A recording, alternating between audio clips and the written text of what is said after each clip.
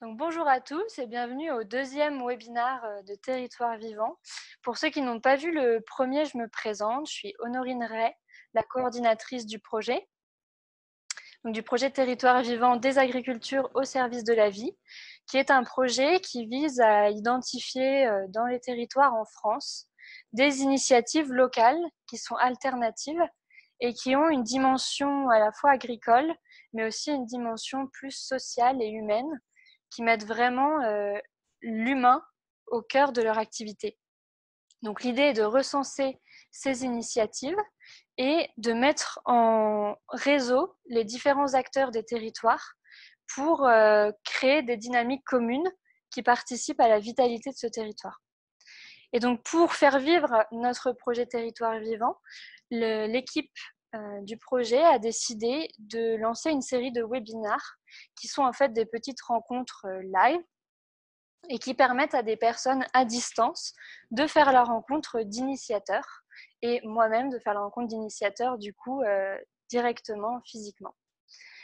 Aujourd'hui, je me suis rendue au Jardin de Pépin. C'est une initiative qui a été créée par Mathieu Pépin qui est ici, qui est donc une exploitation en maraîchage biologique et aussi en traction animale. Et nous avons aussi Maxime, qui est un partenaire éleveur laitier de l'AMAP qui a été impulsé en partie par Mathieu. Alors ce webinaire, cette petite rencontre va se dérouler en deux temps. Il y aura un premier temps un peu de présentation par Mathieu et puis un petit peu par Maxime aussi de leur activité, de leur parcours. Et ensuite, il y aura un second temps de questions-réponses où vous pourrez librement poser vos questions à partir du chat de Zoom. Et donc, je pourrai leur transmettre les questions et ils pourront y répondre directement. Voilà. Donc, je propose peut-être qu'on commence, Mathieu, si tu veux prendre la parole pour présenter un petit peu le Jardin de Pépin et te présenter. Bonjour, donc Mathieu Pépin, je ne suis pas issu du monde agricole, parce que mes parents, ma mère était institutrice et mon père agent EDF. J'ai fait mes études dans le domaine des espaces verts et j'ai travaillé dans les espaces verts pendant 7 ans. C'était pas un boulot dans lequel je m'épanouissais, trop de produits phytosanitaires, trop d'espaces perdus, gaspillés, en mon sens. Je suis venu à l'agriculture, ou c'est l'agriculture qui est venue à moi, je sais pas dans quel sens il faut le prendre. C'est la rencontre avec Promata qui m'a fait m'intéresser au maraîchage et m'a fait installer maraîcher. Donc en 2011, je découvre l'association Promata, qui est une association basée en Ariège, qui a développé la traction animale, parce que Promata signifie promotion du matériel agricole moderne à traction animale. Donc cette association a développé plusieurs porte-outils, essentiellement pour le maraîchage et la viticulture. Moi, je suis en formation chez eux en 2012 en Ariège. Je me suis formé au travail en maraîchage avec la cassine et les ânes. Et ça a été le début de l'histoire. C'est ce qui ça m'a paru concret, ça m'a paru abordable, totalement faisable. Ça permet de limiter l'investissement, ça permet d'acquérir de l'autonomie parce que c'est un matériel simple que l'on peut bricoler et entretenir soi-même aisément. Il y a la problématique de l'animal de trait qui est un peu compliqué à travailler puisque plus utilisé aujourd'hui, il n'y a plus que de la place pour l'animal loisir. Mais on arrive quand même à trouver des animaux qui sont encore assez dociles, qui n'ont pas tout perdu de leur patrimoine génétique et avec lesquels on arrive à se débrouiller et à faire un travail dans le silence et un travail efficace de surcroît. Voilà un petit peu pour. C'est comme ça que je suis arrivé au maraîchage. Parce que donc on est installé sur 1 hectare. On ne pourra pas le voir. On pourra mettre des photos. Donc je suis sur 1 hectare depuis 2014. J'ai fait une année en couveuse pour tester mon activité avec un petit pas. Comme ça m'a paru, les chiffres étaient au rendez-vous, les débouchés étaient au rendez-vous, la maîtrise technique était là avec les rencontres nécessaires qui ont été faites. Donc je me suis installé en 2015 officiellement agriculteur. Donc là, en 2020, nous allons attaquer la 7e saison. Pour le débouché au niveau des légumes, nous avons dès 2013 parcouru les foires locales et au travers de la presse également radiophonique et papier, fait de la promotion pour les AMAP. Nous avons organisé des réunions publiques où où il y a eu la création, c'est nous qui l'avons suscité. C'est vrai que d'habitude dans les AMAP, c'est plutôt les consommateurs qui vont chercher les producteurs. Là, c'est un peu l'inverse. C'est nous qui avons sollicité les gens parce que me paraissait cohérent. Hein, ce qui est actuel, c'est vraiment de se mettre autour de la table et de discuter de l'alimentation. Et petit à petit, donc d'autres producteurs se sont joints à la MAP. Voilà un peu en les grandes lignes.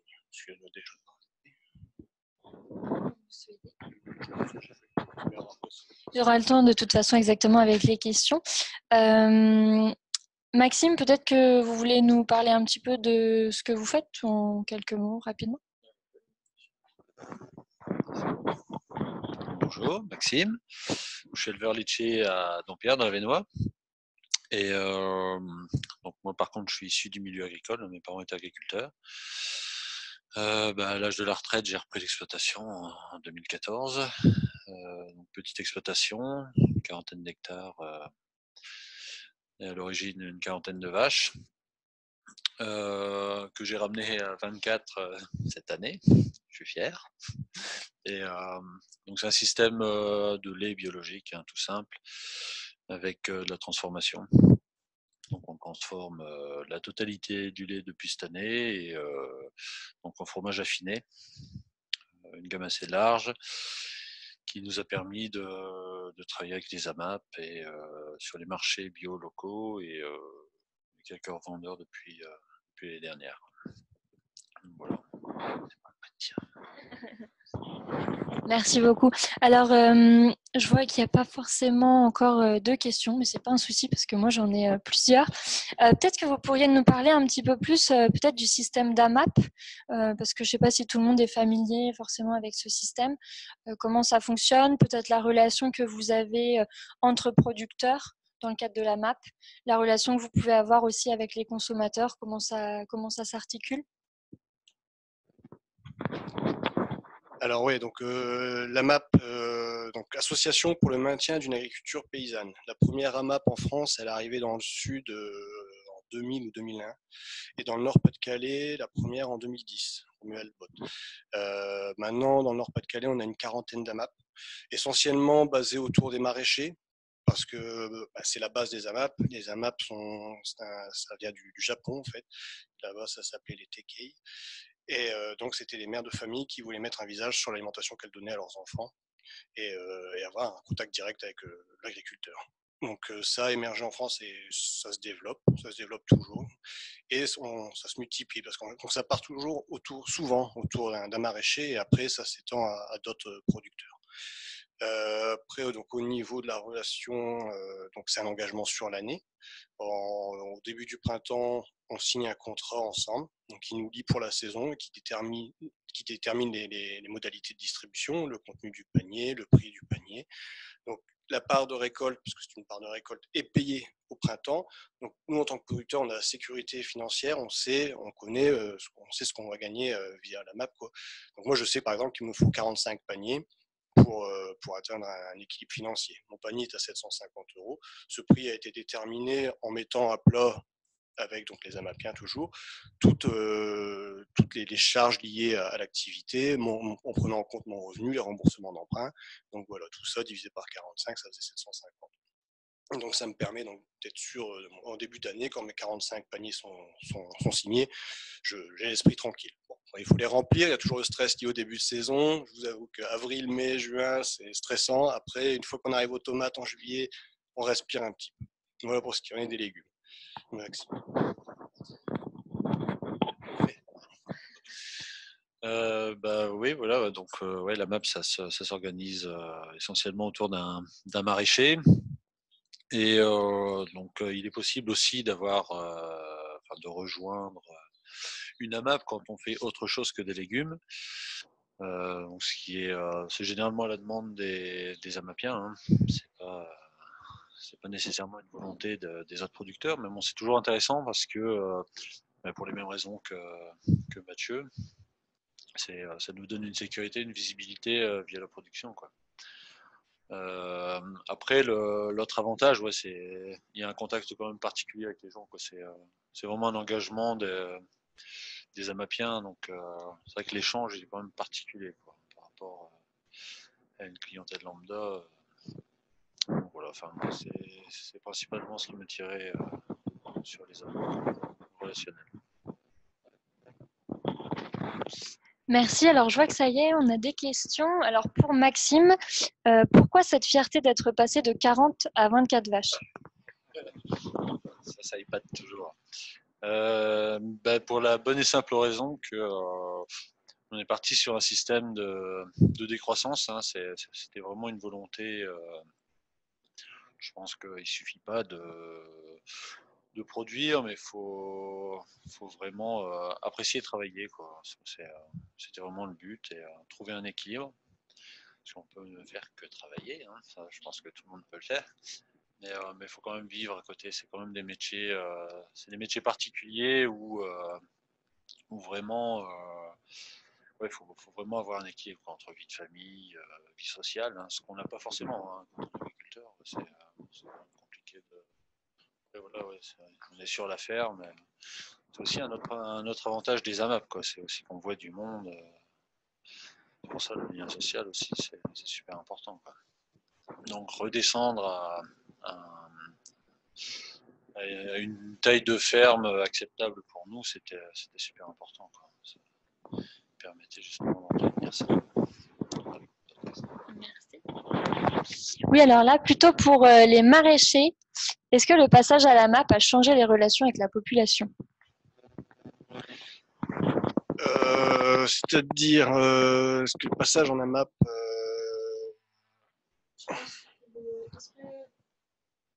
Oui, parce que parce que moi j'ai connu que la map en fait. On a initié la création de la map parce qu'on est dans une région où les marchés sont très peu développés. Le peu de marchés qui tournent, ce sont ceux du week-end. Donc les maraîchers qui sont installés ici, les vieux de la vieille, on va dire depuis les années 80, ils ont un marché ici et un marché dans l'Avesnois. Maintenant, le nombre de maraîchers se développe, mais il s'est développé avec des systèmes à map et les ruches qui disent oui, des choses comme ça. Et nous, on est parti vers la map parce qu'il y a c'est quand même une relation particulière. L'argent est un peu mis de côté, il occupe une place importante, mais une fois que le contrat est signé et réglé, on ne parle plus d'argent, on se concentre sur la production, sur le contenu du panier, sur l'alimentation, et ce qui est vraiment est rassembleur quoi, au final. Voilà. J'espère avoir répondu à la question. merci beaucoup. Il y avait une autre question concernant la PAC. Est-ce que vous touchez des subventions de la part de la PAC?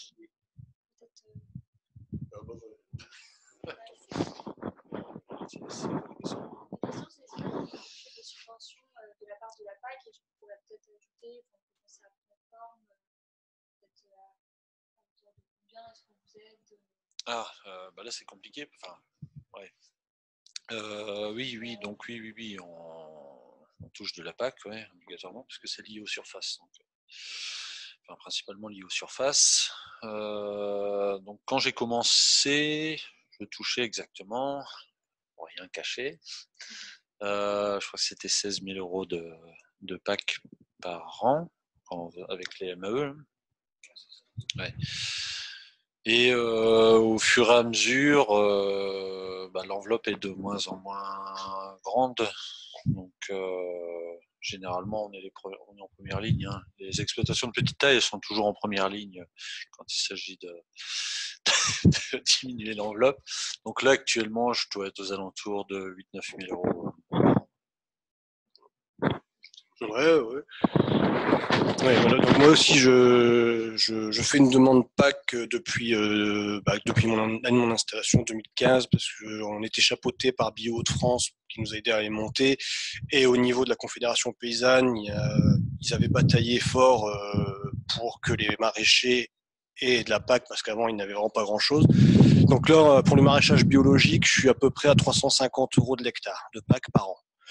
À ça, on avait décidé de demander l'aide à la conversion bio. Donc ça, c'est des aides qui sont attribuées pour 5 ans.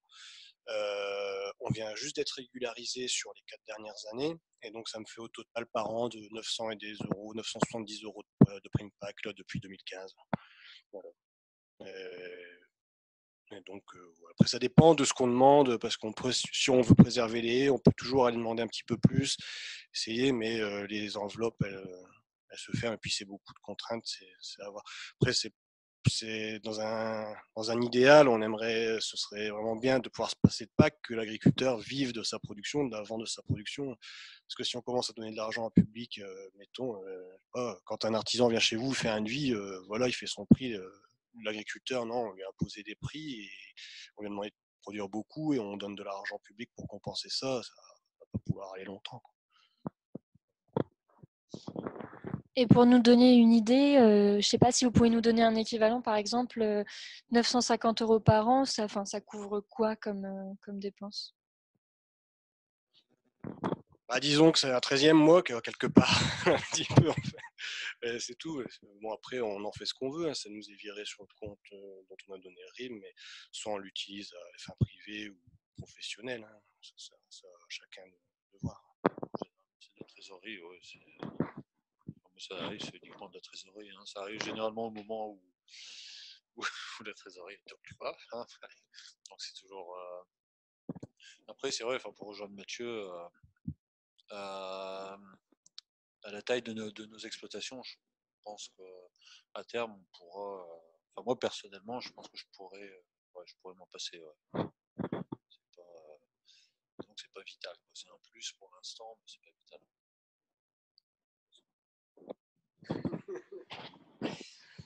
Merci beaucoup. Alors, on a une autre question. Sur le plan technique, est-ce que vous êtes accompagné par des techniciens ou est-ce que vous êtes complètement autonome? Par technicien, on entend agronome, chambre d'agriculteur, technicien aliments ou autre.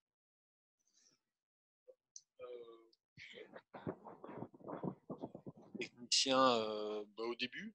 Je pense qu'à chaque changement d'orientation d'exploitation, je pense qu'il faut se faire accompagner quand même. Ça bon.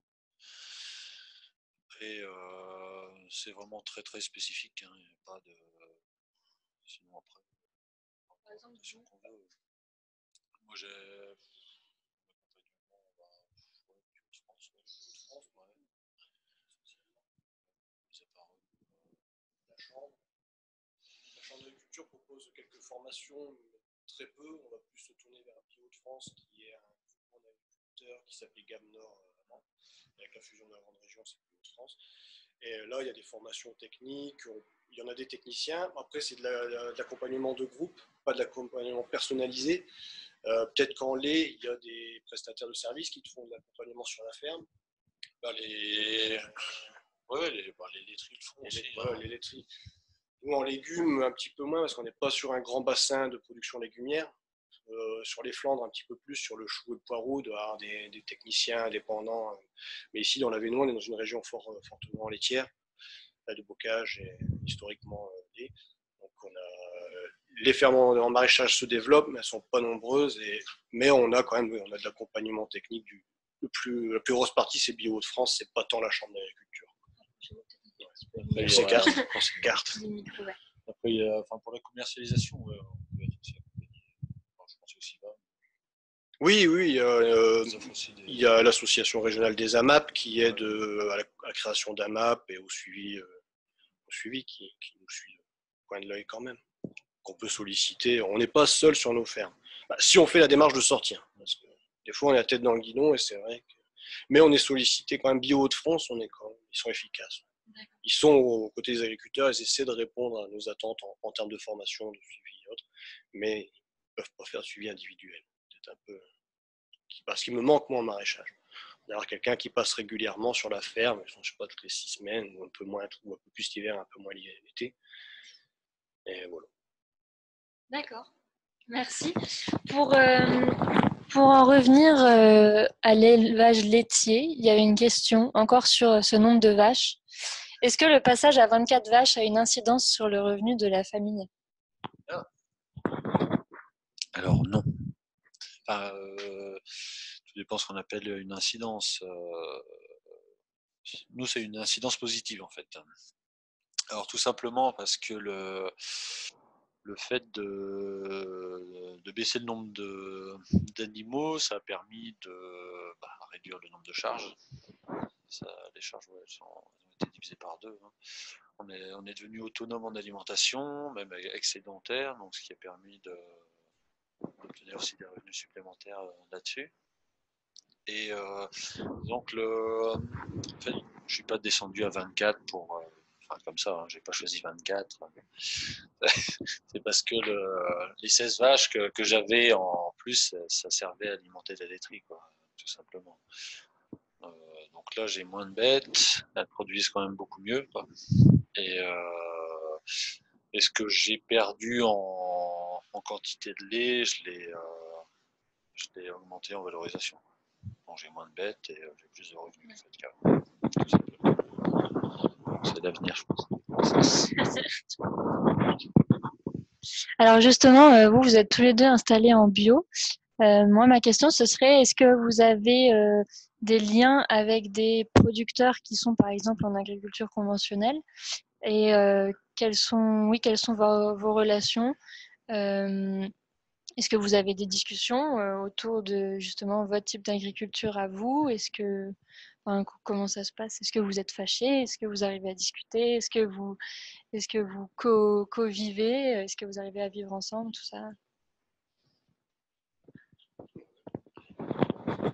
Alors, des maraîchers en conventionnel dans les alentours, il y en a très très peu. Ils sont à plus de 15 km et je ne les connais pas. Les agriculteurs bio du coin, on travaille un peu ensemble pour des commandes groupées, aller chercher des plans sur les lieux de livraison et de production, des petites choses comme ça. On se voit régulièrement, on échange. Les formations bio de France nous réunissent, quoi, parce qu'on participe tous plus ou moins. Donc on se croise régulièrement et il y a de l'échange. Après, est-ce qu'on construit vraiment des choses ensemble? Non, mais on fait attention aux autres et on essaie de ne pas se marcher dessus, quoi. Alors, en laitier, c'est. Non, non, mais oui, oui, j'ai des contacts, j'ai même des amis qui sont conventionnels. Ouais. Et non, non, bah, ça se passe très bien. Après, c'est un choix d'exploitation. Donc après, il y a eu quand même pas mal de conversions aussi en bio ces dernières années. Donc je pense que de toute façon, on est aussi une région qui s'y prête bien. Donc après, c'est vrai que ça pouvait être compliqué peut-être d'être en bio il y a quelques années. Ouais, oui, ouais, peut-être même 20 ans encore. Maintenant, ouais, je pense que c'est une agriculture qui fait ses preuves, hein. Il y a encore des preuves à faire, mais qui fait ses preuves. Donc, je pense que c'est rentré dans les mœurs aussi, hein. Merci. Et du côté de tout ce qui est institutionnel et politique, est-ce que vous avez des soutiens? Vous êtes soutenu par, je sais pas, les collectivités?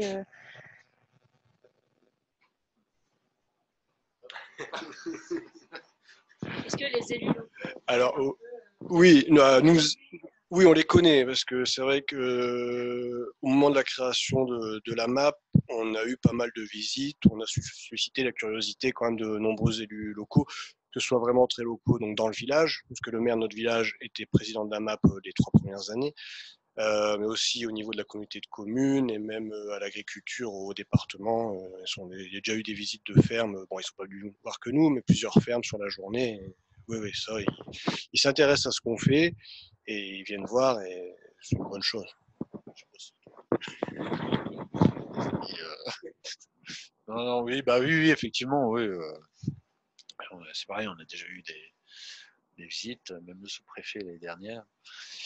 Et oui, bah, ils soutiennent, ouais, c'est pareil, c'est par curiosité. Première. Bon, ils cherchent aussi à savoir ce qui se passe sur leur territoire. C'est ça, c'est pas pour information principalement. Okay. Merci beaucoup.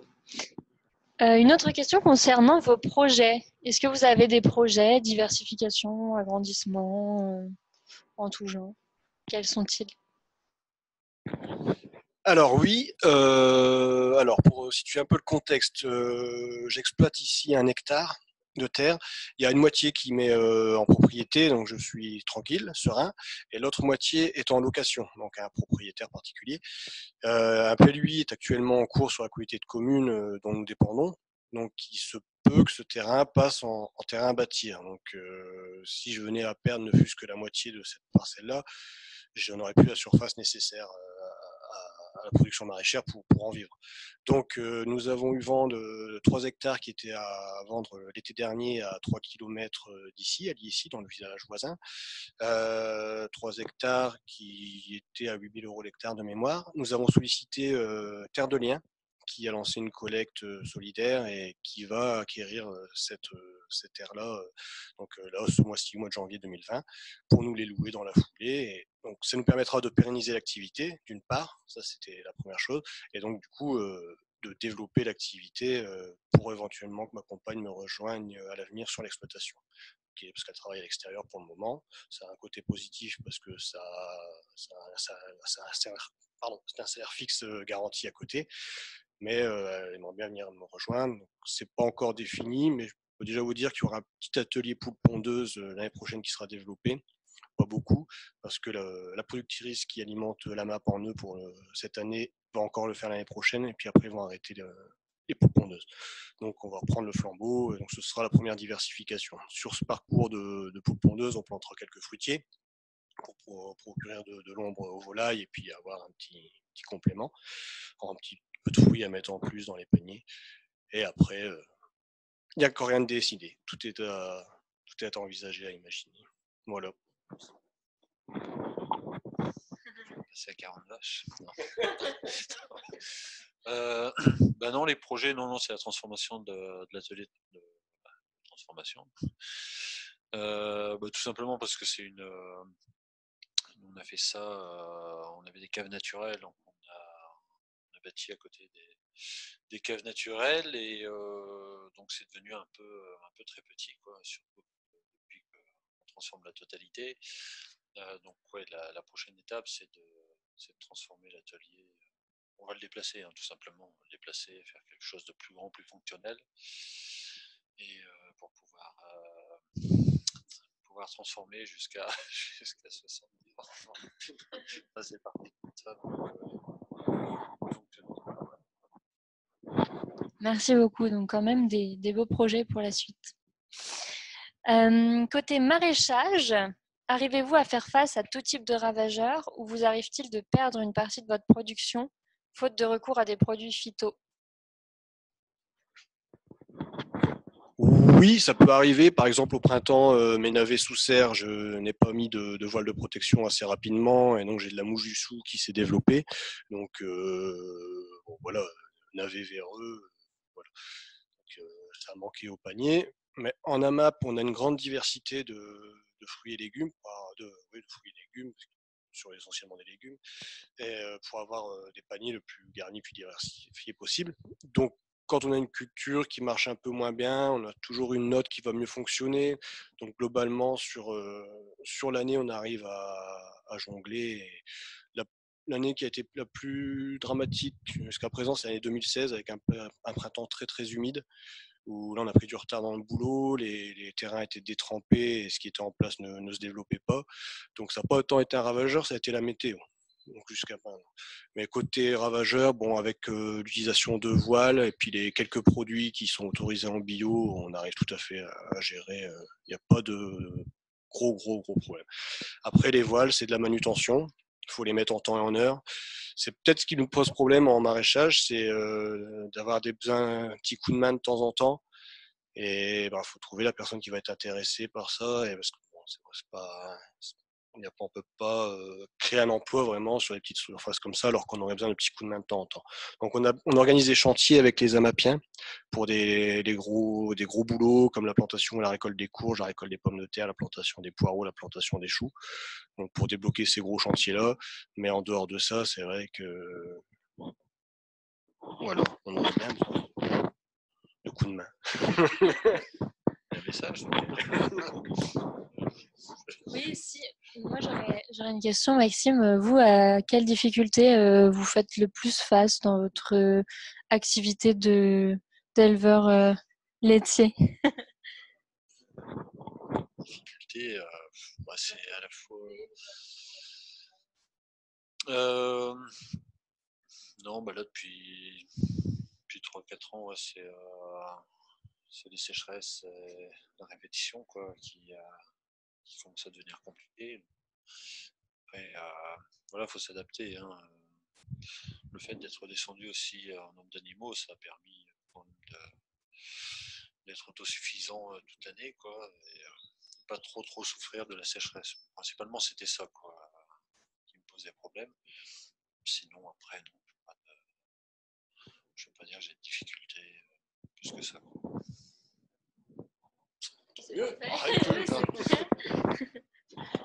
Bah, merci beaucoup d'avoir répondu à ces différentes questions.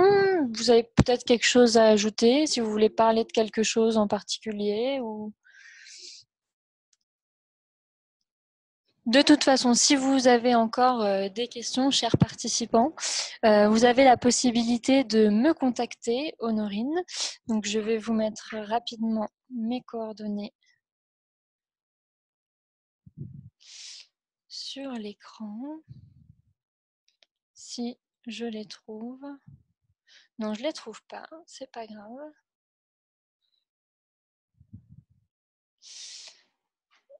Donc, vous avez toujours la possibilité de me contacter. Je vais vous donner mon adresse email. Donc, c'est Honorine, honorine.rey, @gmail.com. Et vous pouvez évidemment me contacter via la page Facebook Territoire Vivant des agricultures au service de la vie. Si vous voulez davantage d'informations sur le jardin de Pépin ou si vous voulez échanger davantage avec Mathieu, vous avez la possibilité de vous rendre sur sa page Facebook à lui, qui est qui s'appelle Le Jardin de Pépin. Je vous laisse aller voir, elle est très bien alimentée. Il y a beaucoup d'actualités. Il y a aussi une petite vidéo de présentation où on voit très bien les lieux, donc je vous encourage vraiment à aller le voir et donc le contacter si vous avez besoin. Merci beaucoup à tous d'avoir assisté à ce webinaire. Merci d'avoir participé, Mathieu et Maxime. Ah oui. Oui, donc la map s'appelle la pépinière des possibles. Donc il y a aussi un petit site internet où il y a les actualités et le bricole qui mérite d'être développé. Petit à petit, ça se fait. Donc c'est pépinière-des-possibles.fr, je crois. Voilà. Mais on est très bien référencé dans Google. Donc pépinière des possibles et vous allez nous trouver. Voilà. Parfait. Maxime, vous avez un site ou une page Facebook? C'est la ferme aux hirondelles. Bon, c'est pareil.